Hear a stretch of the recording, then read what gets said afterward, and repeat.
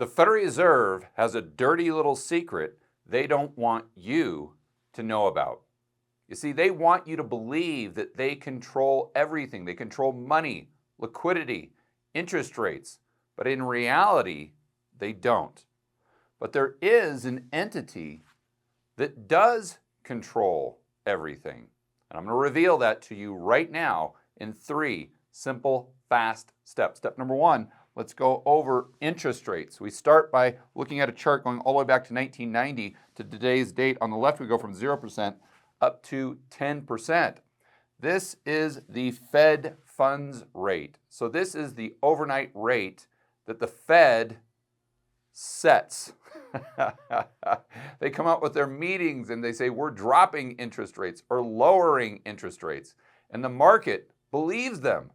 The market hangs on every word as though interest rates, all interest rates, are set by Jerome Powell himself. But let's test that empirically by looking at the historical data. So in 1990, the Fed funds rate, as represented by this red line, was right around, let's say, 7.5%. And it drops down big time because of this recession that we had in the early 1990s, and it goes back up pretty much flatlines. And you guys have seen this chart many, many times. So you know what happens during the dot-com bust. They raise rates slightly, then they drop them down, and then they raise them again during the GFC or prior to the GFC. And then in the crash, 2008, 2009, they dropped them all the way down to 0, which they stayed for many, many years. And just prior to the cerveza sickness, they started raising rates, but they only got back up to roughly 2.5%, where they had to drop them again. And more recently, we've seen interest rates, at least the overnight rate, go from 0% all the way up to 5.25%. So if the Fed had total control over interest rates, you would see the 2-year Treasury and the 10-year Treasury going up dramatically as soon as the Fed raised rates. So just to give you a visual of what this would look like, let's imagine for a moment that the 2-year Treasury yield is this blue arrow. So as soon as the Fed starts raising rates, as represented by this red line, then you would see the 2-year Treasury go straight up. And then when the Fed drops rates, 2-year Treasury goes down. So this would occur after the Fed raises rates. But editor, go ahead and throw up a chart for the viewers. And we can see, going back to 1990, especially, it's crystal clear when we look at the dot-com bust and then the GFC, that the 2-year Treasury actually preceded the Fed funds rate. It's almost like the Federal Reserve was following the 2-year Treasury yield. They weren't setting the 2-year Treasury yield. And even if the argument is, well, George, the 2-year Treasury was going up ahead of time because that's what market expectations were. Okay, fine. Let's go ahead and look at a chart of the 10-year Treasury, and let's focus on the time frame prior to the GFC.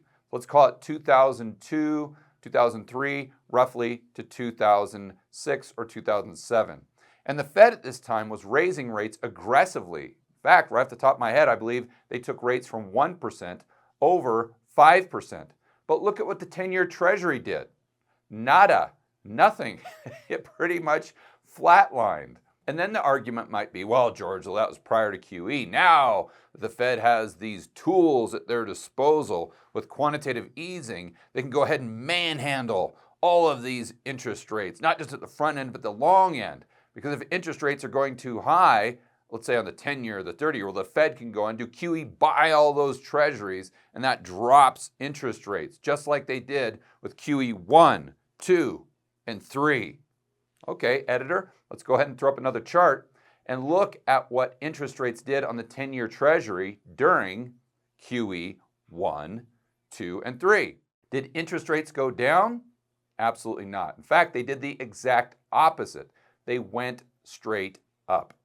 For further proof, let's go through a quick thought experiment. Let's go back in time, about a year, when the headline CPI, or inflation, was over 9%.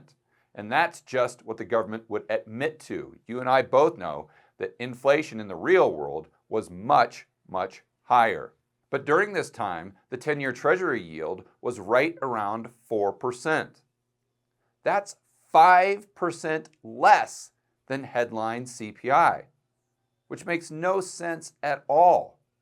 So let's imagine for a moment that the Fed never would have raised rates, the overnight rate that they supposedly control. Let's say it was still at 0 if headline CPI was at 9%. Where do you think the 10-year Treasury would be? Do you think it would be at 4%? Or do you think it would be much, much higher? Well, I think there's a strong argument that the 10-year Treasury yield would have been trading much closer to 9% if the Fed never would have done anything. And can anyone say with confidence that the interest rates would have been lower than 4% if inflation is running at 9%, if the Fed wouldn't have done anything? I'd like to remind you that prior, or just when the Fed started to raise rates, the 10-year Treasury yield was around 2%. So what they want you to believe is if they wouldn't have done anything, but yet the CPI would have gone to 9, 10%, that the 10-year would still be trading around 2%. That's absolute nonsense. I think the minimum yield would be exactly what we saw, around 4%. So when you think about the fact that the 10-year Treasury yield is the most important interest rate, because that's the interest rate that most impacts the overall economy, I think there's a strong argument where you could say the Fed not only doesn't control interest rates, but the interest rate that really, really matters does the opposite of what the Fed wants it to do.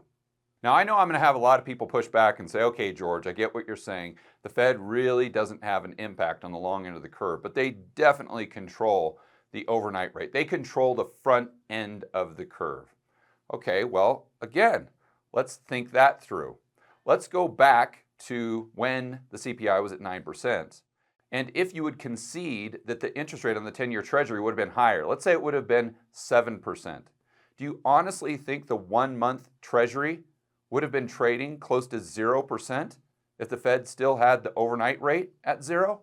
Of course not, because most people that owned a T-bill at the front end of the curve that were only getting 50 or 60 basis points would sell to get the 7% yield because the risk reward was very, very attractive on the 10-year. Well, if you have less demand, what happens to the price? It goes down. If the price goes down on a bond, what happens to the yield? It goes up. The main takeaway is when you actually look at the data and think through this stuff very carefully, try to eliminate any bias or preconceived notions that you have, you come to the conclusion that the Fed is really irrelevant. If anything, they distort interest rates. They don't control them. Step number 2. Now let's go over liquidity and bank reserves, because I know a lot of you right about now are saying, okay, George, I get what you're saying in that step number 1 thing about interest rates and whatnot, but come on, at the end of the day, the Federal Reserve or the central bank determines how many reserves are in the system. Therefore, due to the money multiplier effect, they have the ability to micromanage how many currency units are in the system or how much liquidity the banks have to create loans and therefore transact amongst one another. Well, let's think this through as well. So we start off with the Federal Reserve. We've got a balance sheet, assets on the left, liabilities on the right. We have a bank and the average Joe. He would represent just the overall economy. Okay, so in this case, the Federal Reserve has 1 Treasury, 1 bank reserve. Well, that bank reserve is an asset of the bank.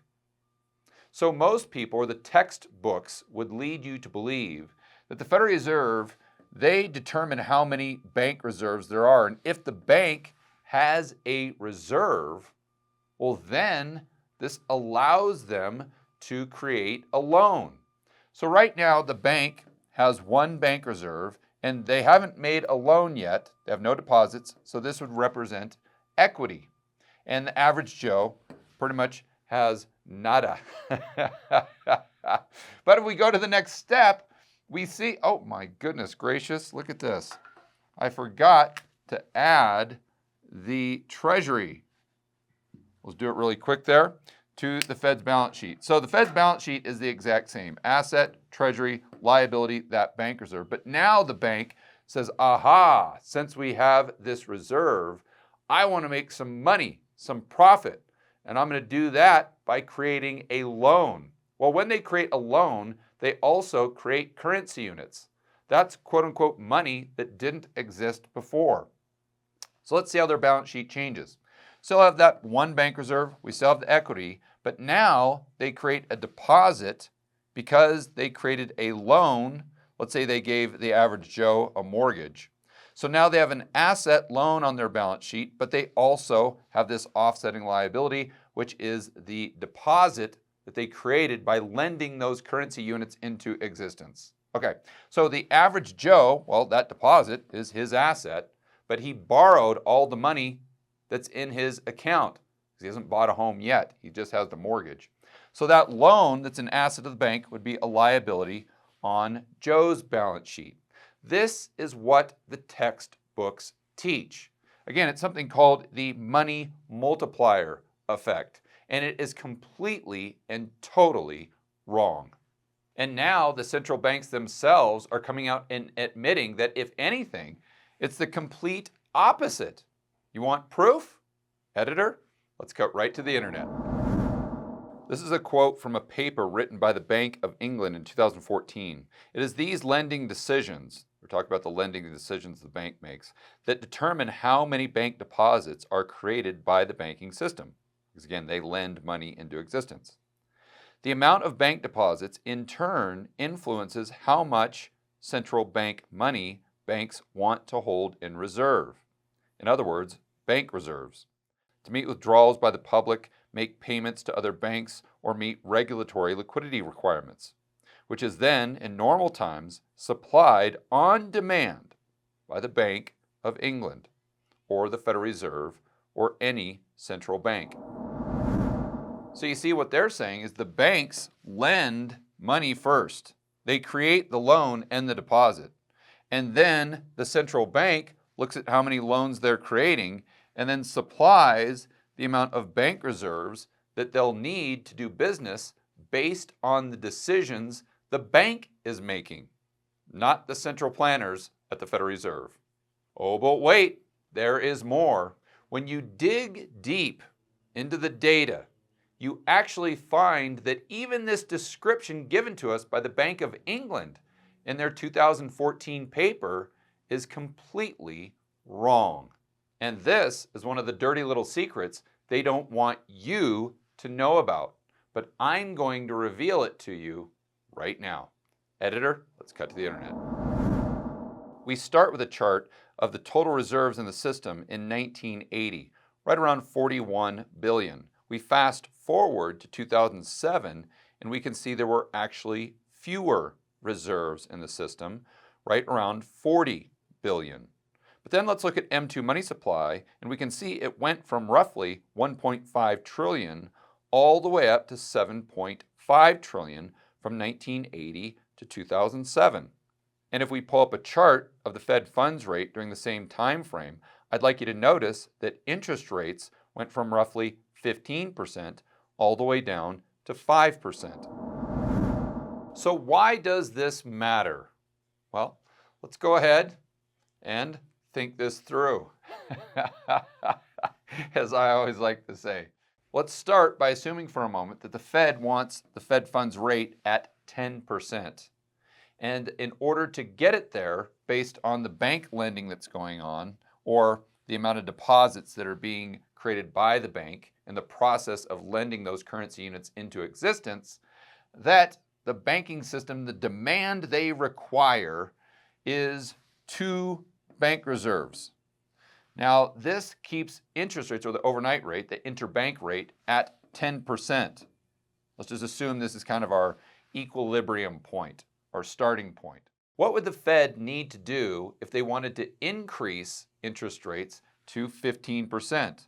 Well, assuming that banks did have demand for those bank reserves. In other words, assuming the banks actually use bank reserves at all for their liquidity needs, what would happen is the Fed would need to take bank reserves out of the system. Because if there's fewer bank reserves, we have the same amount of demand as represented by these deposits, the liability on the bank's balance sheets, well then, if there were fewer reserves in the system, demand stays the same. What would happen to the price or the interest rates? The banks were willing to borrow those reserves overnight. That interest rate would go up. So just to make sure we're all on the same page, if they want the interest rates to go up, they would need to take reserves out of the system, assuming that there was demand for those reserves to begin with. So what would happen if they wanted to lower interest rates? Well, they'd need to do the exact opposite. Again, we've got those two deposits worth of demand. So if we want rates to go from 10% down to 5%, well, the Fed would need to increase the amount of bank reserves that were in the system. So if we start with 2 and that equals 10%, well, let's add 3 and that will likely get it down to 5%. Obviously, this is just a theoretical example, so you understand the concept. But that's not all. Let's think about the amount of demand there would be for bank reserves if M2 money supply went from 1.5 trillion to 7.5 trillion, like it did from 1980 to 2007. That would imply that there would need to be, let's just say, 6 or 7 times the reserves in 2007 that there was in 1980. But this is all predicated upon the belief that the banks actually need reserves, that they can't create that liquidity on their own. So how would we prove if they do or they don't use the bank reserves that are on the Fed's balance sheet? Well, simple. All we have to do is look at the amount of reserves that we had in 1980 and compare that to 2007 when interest rates went from 15% down to 5% and M2 went from 1.5 trillion to 7.5 trillion.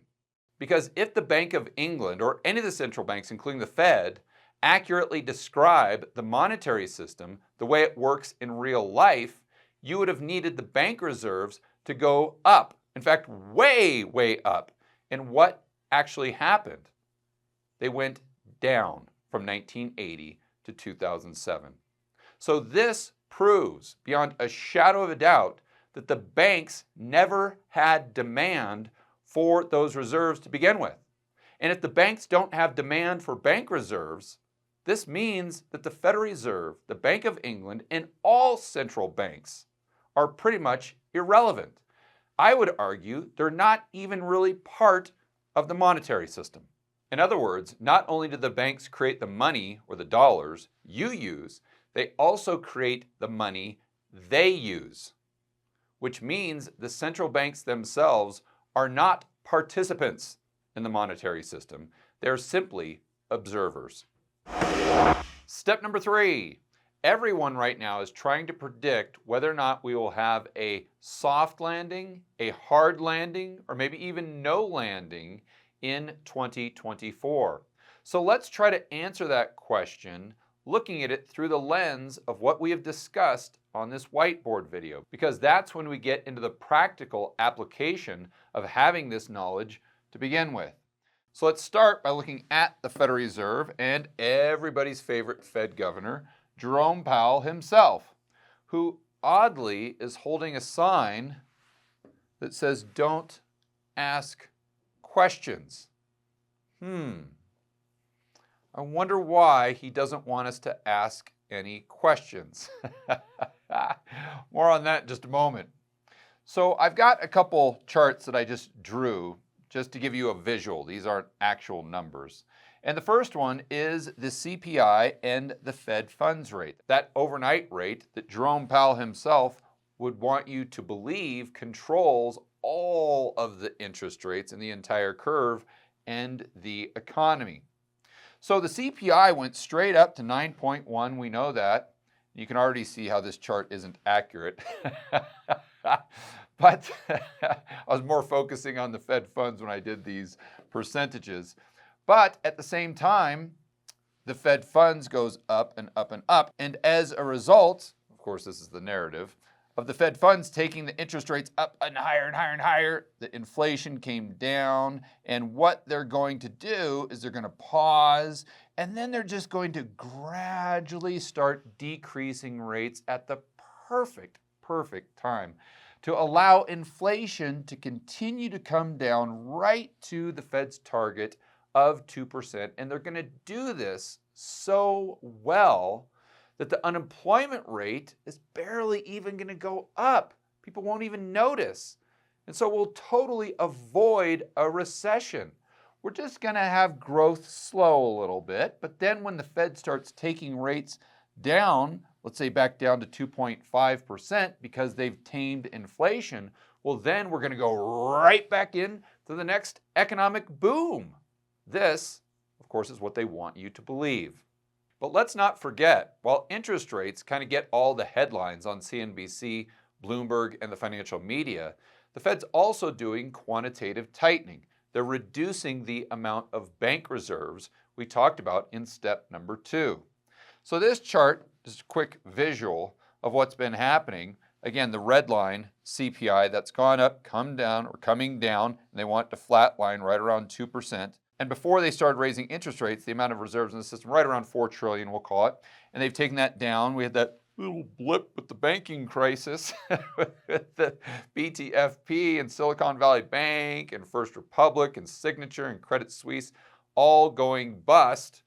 But of course, that's within the control of the Federal Reserve.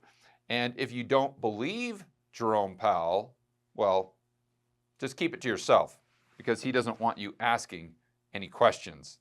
But getting back to this chart, they have decreased the amount of reserves on their balance sheet from 4 trillion, let's say, kind of down to 3 trillion. And obviously, because Jerome Powell is a genius, they're going to keep lowering the amount of reserves, continue QT, and try to normalize their balance sheet. And this is adding to the impact of those interest rates cooling inflation right back down to their target level without creating a recession or increasing unemployment to a significant degree.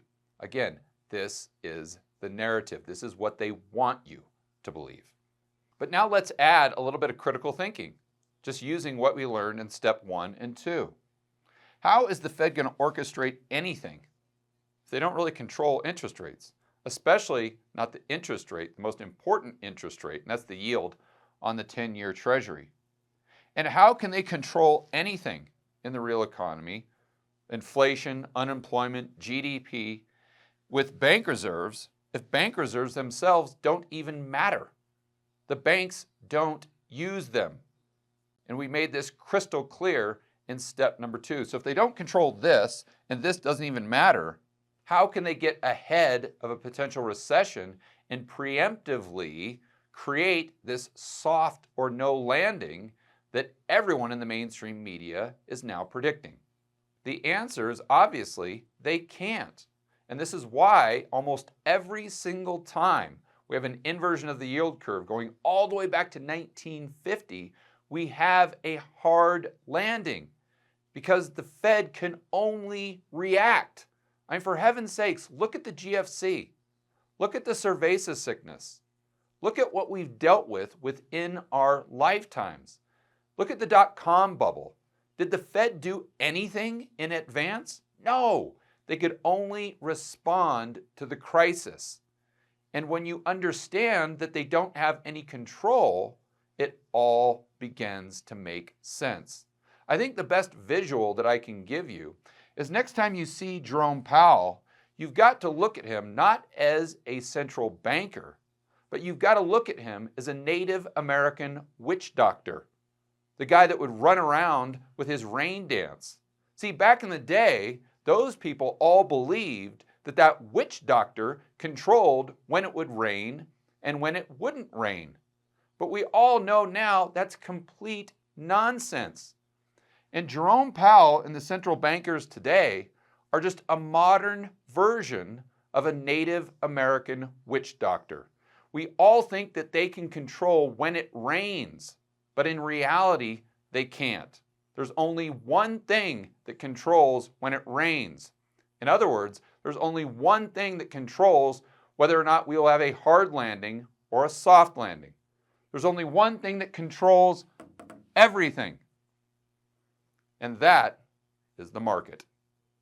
For more content that'll help you build wealth and thrive in a world of out-of-control central banks and big governments, check out this playlist right here.